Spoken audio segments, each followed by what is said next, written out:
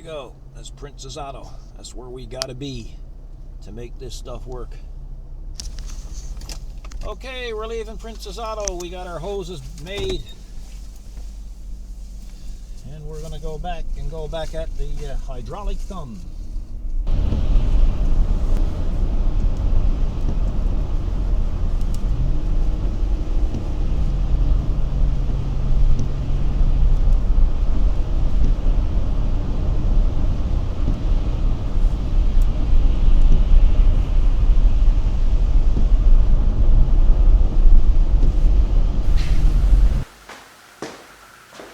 Hello YouTubers, welcome to part 2 of the hydraulic thumb modification, or mod we'll call it for short. As you saw in the opening part of the video, we ended up getting up early this morning after having snow last night, and we head to St. John's, which is the capital of Newfoundland, and that's about a 45-minute drive from where we are here in Bay Roberts.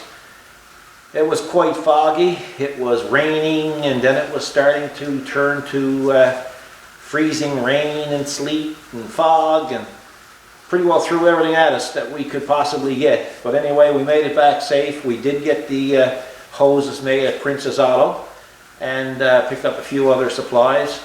I made a few changes on this after the video yesterday, a small change. I'm going to show that to you. And then just going to get back at it and see if we can plumb all the hoses right up to the third function valve setup and see how it looks. Going to try some different things. Picked up enough supplies, I hope, to get it done. So let's see what happens.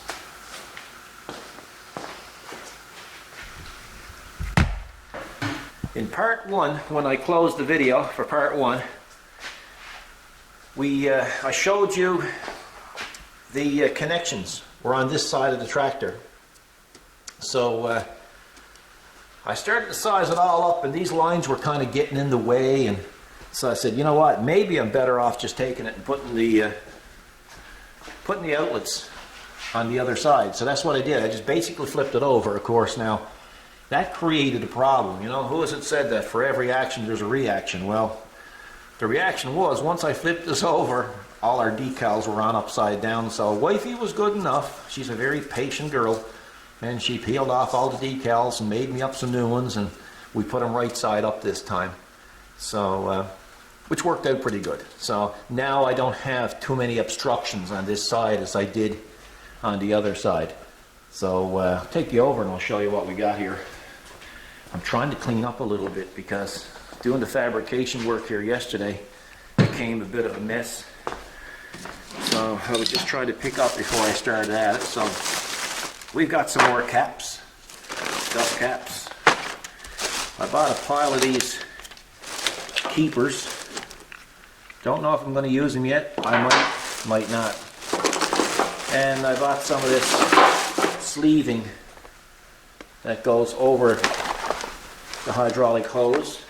And there's some hoses there, and there's some hoses there hanging from the tire changer, so we're ready to roll. So I'm going to be utilizing these hose keepers, and the idea of them is supposed to, you're supposed to weld this bottom part onto the tractor or to whatever you're putting the hoses on and run your hoses through. They're kind of neat, kind of an odd color, but great if you're a John Deere owner.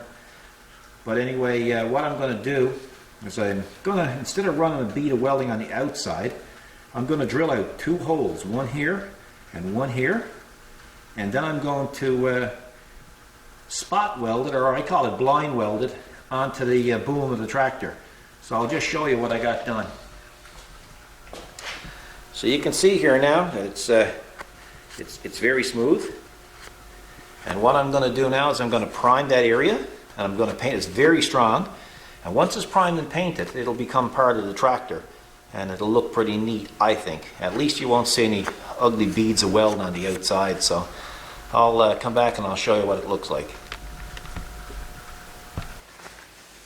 If anybody's doing any work on their hydraulic system and they need some protection for their hoses so they don't chafe, this is one of the products that you can get. It's I don't know, it's made out of a woven material, and you can buy it by the foot. I think the smaller stuff was 78 cents a foot or something, so it's not bad.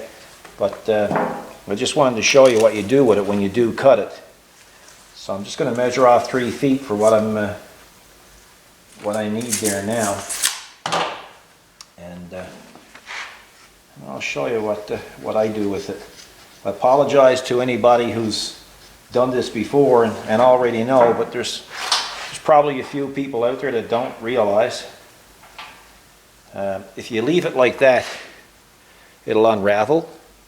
So what I usually do is I do what you do, the same thing you do with a nylon rope. Just take it and flash it over with a flame.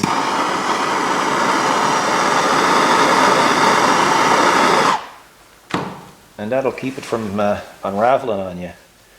And then what you do then is you slide it over the hydraulic hoses, and you put some electrical tie wraps around it just to keep it from sliding.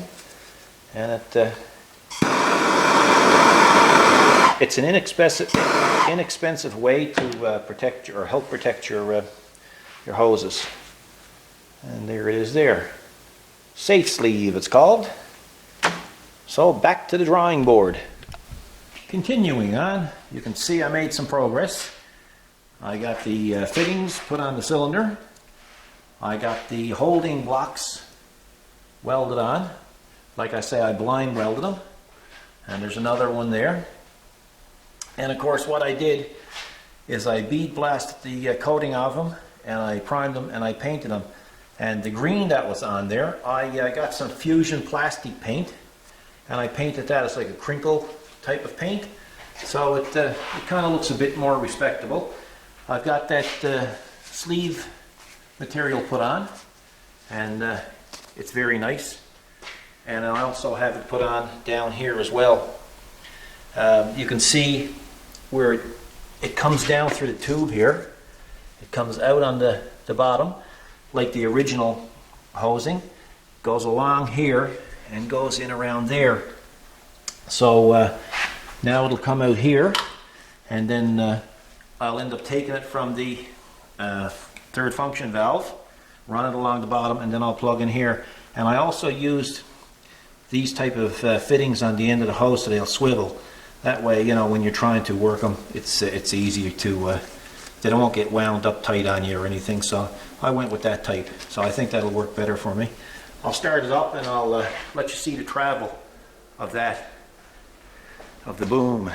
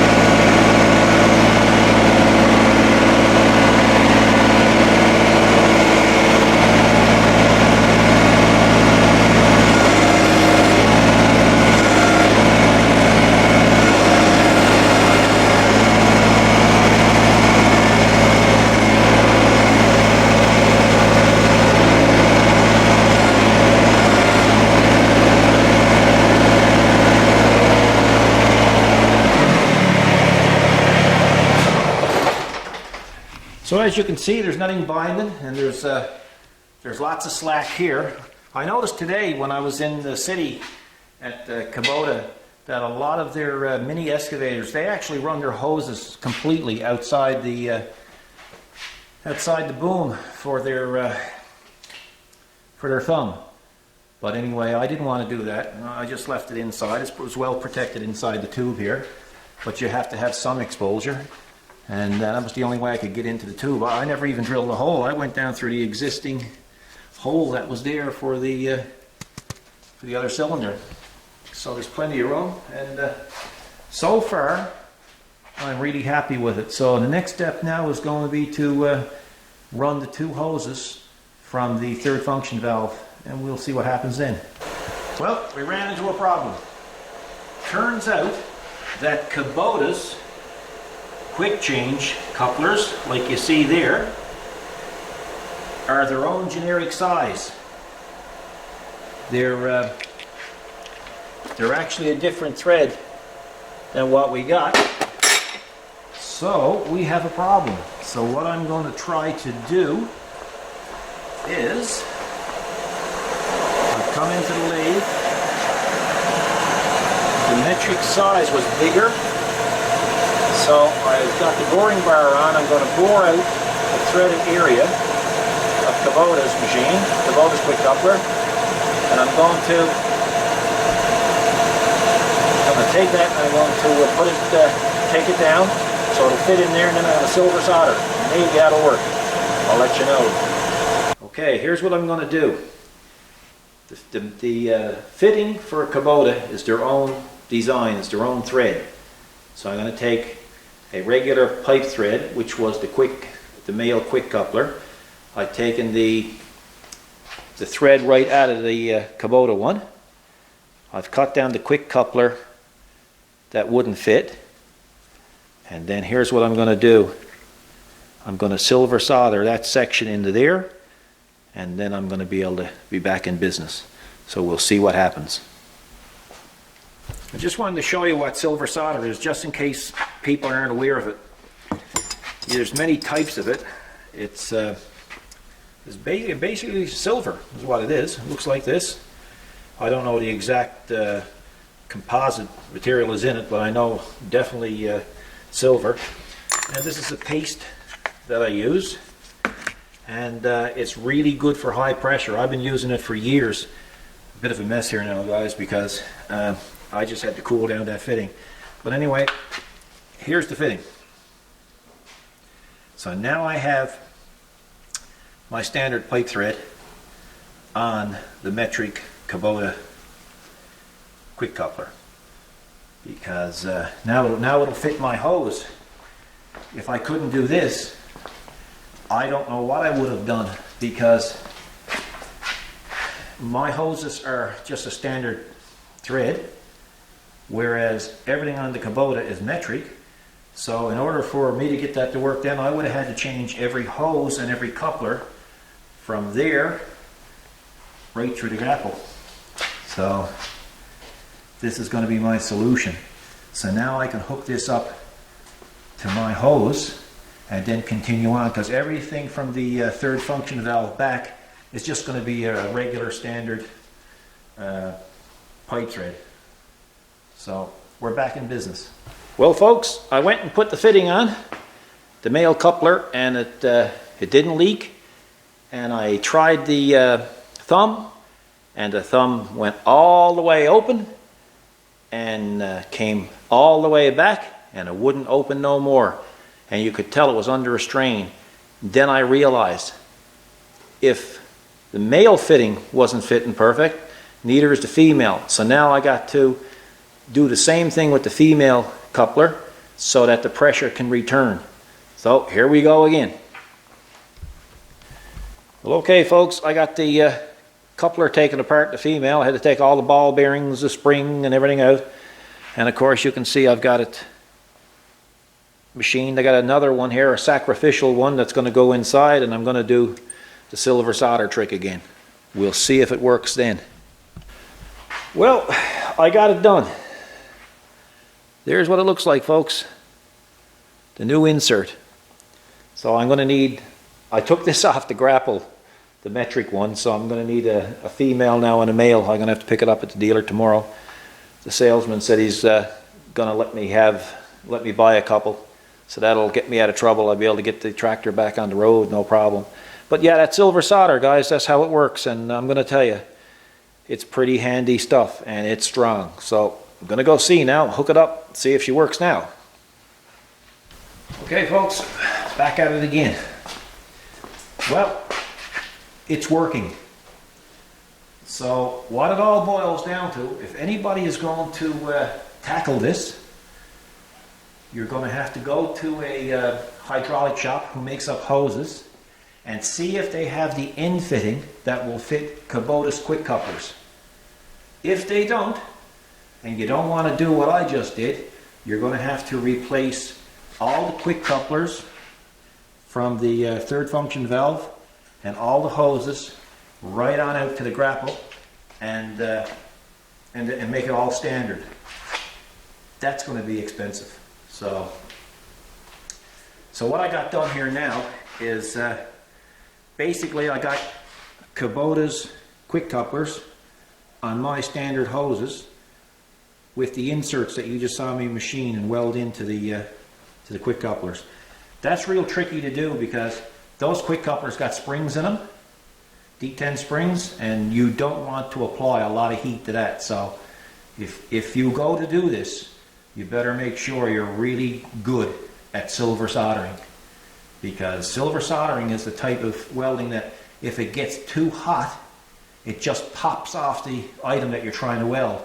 The trick is knowing exactly how much heat to put on the metal to get it to flow. Once it starts to flow, it'll flow just like solder, regular lead solder. But I mean, you know, you really got to know what you're doing. But anyway, let's have a look. Now the only thing I got to use there now is this switch here that came with the third function valve, because I still don't have the switch wired up to the backhoe yet, but I'll show you how it works anyway.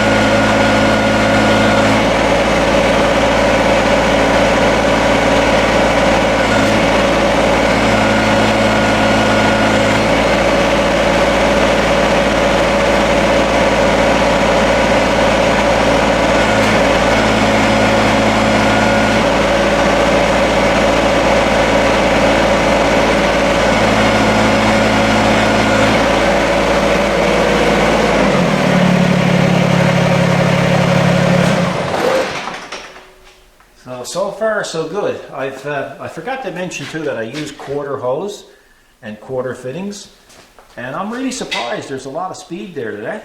So I'm kind of pleased with that. I just picked up that piece of board with it a little while ago, but that cylinder is rated at 3,000 pound continuous pressure, and I think 9,400 and some odd pounds working pressure. So it's plenty good for a thumb. So I'm going to come out tonight. Oh, I got to show you the routing of the hose. Now I'll tell you what I'll do. I'll wait till I get the hoses straightened away underneath, then I'll give you another view of it. I'm going to try the click bond system to hold the hoses up in place under the floorboard. So if you're wondering what click bond is, well, you can look at my videos and you can see where I demonstrated the click bond system. It's a great system, so I think I'm going to use it here in this case. I'm going to have a look at it. But right now it's supper time, and I'm going to go in and get something to eat and continue on as if I was normal. Okay, I decided to go against the click bond idea. I'm going to save the click bond for another project. I don't want to use it up. It's too valuable for me, and it's hard to get here in Newfoundland. Well, it's impossible to get here in Newfoundland. So I'm going to save that for another occasion. So anyway, here's the wiring, or not the wiring, sorry. Here's the plumbing for the thumb, and it's this of course is under the BX. You can see I got to put in that sleeve, that sleeving stuff, and I used a great big ugly tie wraps, electrical tie wraps. But it don't matter, it's underneath so you won't see it. But it's really hard to see. It's tucked away that nice. So I'm quite pleased with it. And you can see where it goes along. Get some light. It goes along the frame rail there. And it goes right, let me see if I can do this. It goes right up through there. And I'll show you what it looks like up top. Let's see. So there's where it looks. That's what it looks like. So it's there with the rest of them. Pretty well centralized. So it's not in my way. And it's a good place for it. And it comes out through the air and then up through the dipper stick. As you can see, it's about as tidy as I could do it. And it's very secure. So that's it for that. Now, what I got left to do is I got to make a cover for the third function valve. That'll be made out of aluminum. And I got to make a switch for that guy. Put there, and of course that got to be wired in as well. So there's still a few projects to do yet, but we'll get them done. Well, it's milling time. I decided I'm going to make a custom switch for the hydraulic thumb for the BX, because the switch that comes with the third function valve kit from Land Pride is over $400, which is ridiculous in my opinion. Obviously somebody wants to make a real pile of money real quick. Either that or they're made of some precious metal that I'm not aware of. But anyway, so here's a rocker type momentary on, off, on switch. And I got that from Princess Auto for the lump sum of $1.99. So that's going to work really well. It's waterproof as well. So I was going to use a toggle switch with a rubber boot on it, but I kind of like the style of this a little bit better. It kind of modernizes things. So I'm going to go with that. Over on the mill there now, there's some aluminum stock, and I'm basically milling out the cavity for this switch to go in. And it's going to be quite neat, I think. You know, well, it's going to be a lot cheaper than $400 or $450 plus taxes, plus shipping, plus. So, you know, I figured I had the aluminum here anyway, so that wasn't costing me anything. You know, the wife lent me $1.99 to buy the switch, so I'm doing okay. And so I'll just take the camera over there now, and I'll just show you what it looks like so far. I'll tell you, anybody who never saw a milling machine operating before, they are some messy. It's kind of the equivalent of a wood router in your shop. So I'll just take this out and show you what we got done here so far. So there it is. Still got some cleanup to do. It's in the very early stages of being milled out, but it's quite deep. It's about 1/8 of an inch from the bottom of the square stock. So it's I think it'll be good. Anyway, as the work progresses, I will show you a little bit more. Unfortunately, I've got to stop for a little while now because there's a vehicle out by the shop door waiting to come in. So it's a kind of an emergency repair. And when I get back at it, you'll be able to see what I'm doing. So there's stage 2. I got it cut there now. I'm going to mill a bit more of it out. You got to remember that none of this is CNC. This is all done by hand. There's not even any sketches made, so you're going to have to bear with me. But I think it'll be okay. We'll just continue on.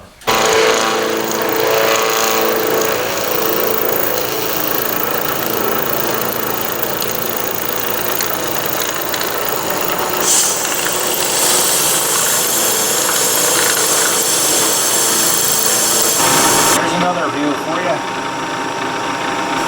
Anyway, you can see it's starting to take a bit of shape there to it now. It's still in the rough, but it's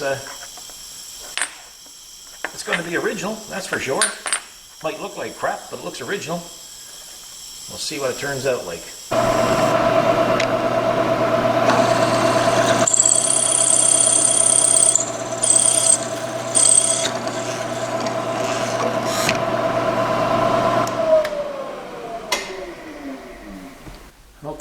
the mocked up version of it.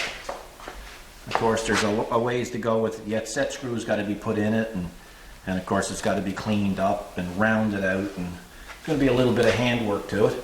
But it'd be easy, it's loose there now, it'd be easy accessible for your thumb to operate the thumb. So it's come along quite well, and I'm going to have the wire coming out here with a grommet. Sorry about that. Have the wire coming out here with the grommet, and I'm going to have it in that braided casing like it came on the thumb mechanism, this thumb switch here. The same type of stuff, so it'll look much better when it's completed. But I just wanted to give you an idea what it looked like beforehand. And of course, the unfortunate part is the mess. What a mess! Anyway, wifey is responsible to clean up the shop stuff. Oh, I got the WD-40 there, just in case anybody's wondering what it's doing there. This system's got its own cooling system, but it's messy big time.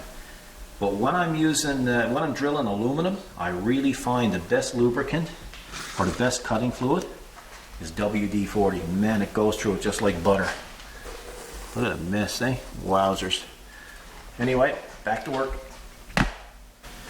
So anyway, it's time now to do some handwork on this. It's coming along quite well. I've got the hole drilled out in the back for the wiring to come out through, and I'm just doing some final sanding, and I'm going to round the edges and round this. Then I got to put 3 set screws in it so that when it goes on the lever for the backhoe, it won't move.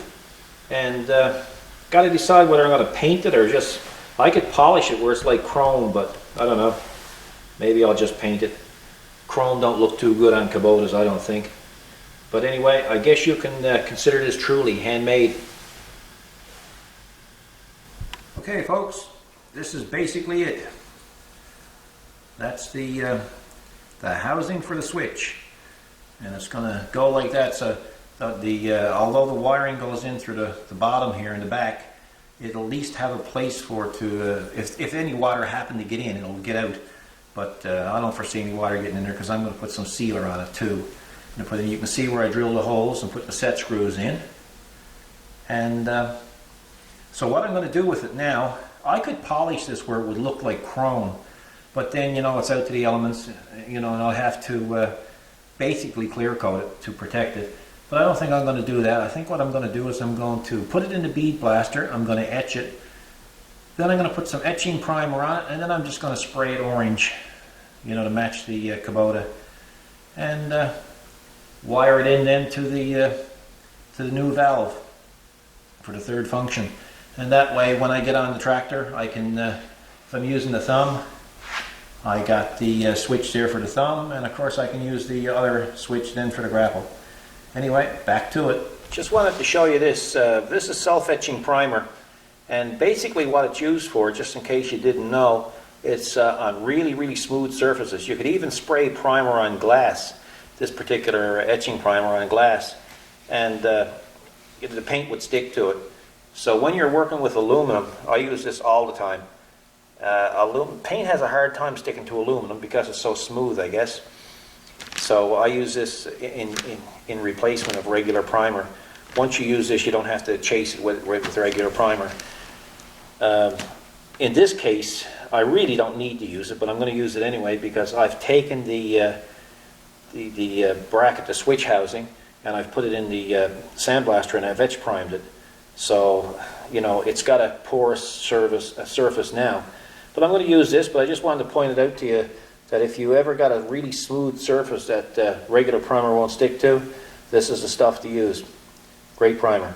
So before I primed it, I just wanted to show you, I don't know if you can see the texture of the surface. I think you can there.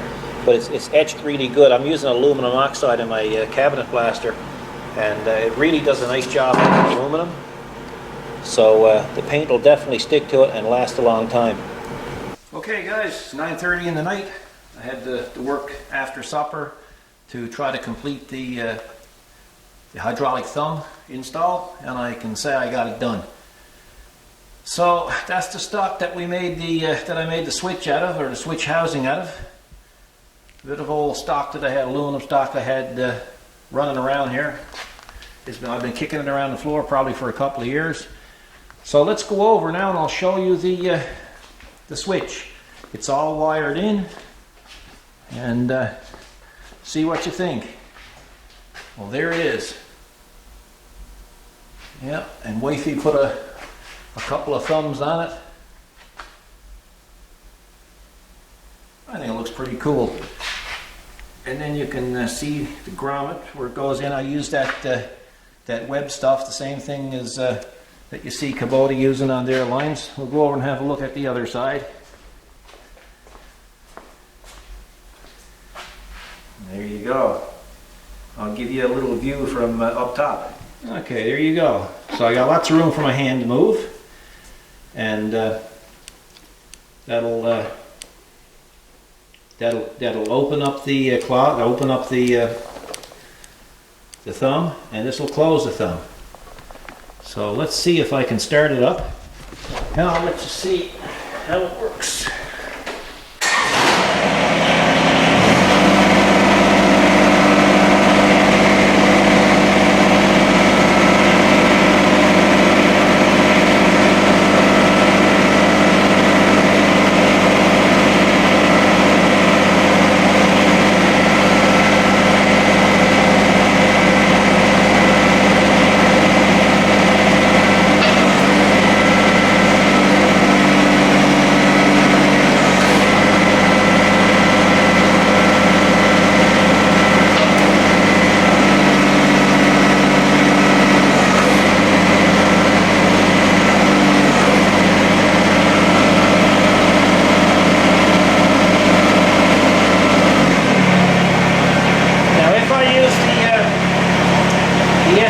Buttons for the grapple, it'll also work.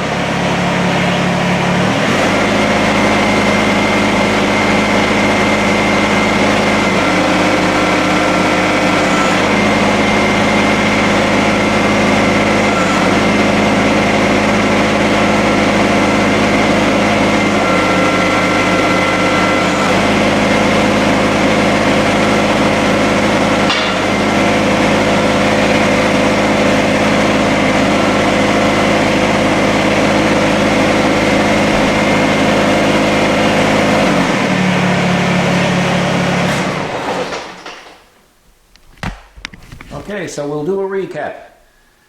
I modified this cylinder to fit in. I removed the old mechanical part of the thumb. It's greasable on both ends. You can see the way it's plumbed. And I got these things, if you remember, spot welded on, or blind welded. It's got this special casing on it. Follows right on down through, right and under to the Kwik couplers here. I've had some people asking me about the Kwik couplers, especially up front here, and I'm still waiting for the other ones to come out from Kubota for tomorrow morning for the grapple, because I had to use those. So I'm still going to go with just changing these overs when I need the grapple or I need the thumb, because I've got other allowances for this. There'll be another mod later on that's going to be pretty cool. You're going to enjoy seeing. So I won't tell you too much yet, but you'll enjoy seeing that one. So I think it turned out pretty good. I'm going to enjoy that thumb, that hydraulic thumb. And I kind of like the switch. The switch really turned out good. And it was a lot better than paying $450 or $500 for the switch. It's comfortable, and I didn't have to replace the OEM knob on the control. So it's pretty cool. I've got 2 set screws put in it so I can't move. And the way I ran the wire down through the boot, down underneath, and it comes up here. And then I used a trailer plug, actually, a 4-way trailer plug in here to unplug when I want to let the backhoe go clear of the tractor. So it's well organized. It's all wired into the fuse panel. And of course, the FEL control here will work the third function valve no problem, and this one overrides it when I'm using that one. So it's pretty cool, I think.